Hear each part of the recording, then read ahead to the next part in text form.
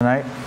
The public hearing of the legislature was so crowded during today's hearing on Bill 230, which repeals tax breaks for the wholesale banking and insurance industry, that Speaker B.J. Cruz had to actually ask people to leave. Here's more.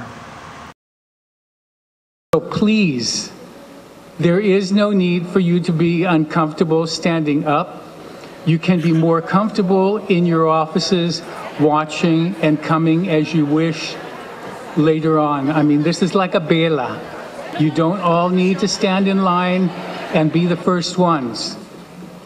You can come later and do your testimony.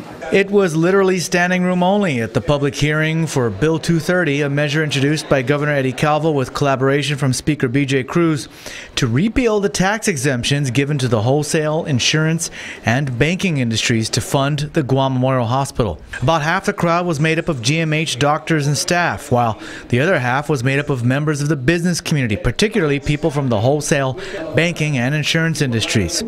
It was so crowded, the public spilled out into and filled the hallways of the legislature. Take the opportunity to head back to your offices, watch it on TV, and as you see the crowd going down, come back at 5, come back at 7, come back at 9. I will still be here.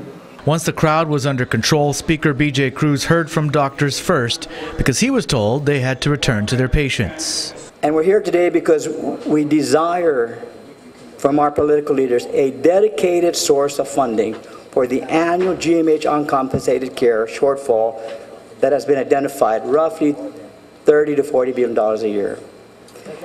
And secondly, Mr. Speaker, we are hoping that this bill, 230 and 234, will help us further fund hospital modernization.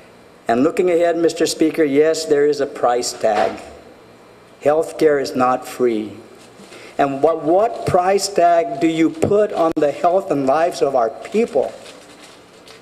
What price tag do you put on providing our hospital with the facility, with the modern technology, with supplies, equipment, medications to heal and restore the sick, to decrease the suffering of the sick, to save lives, and to provide comfort when we are dying?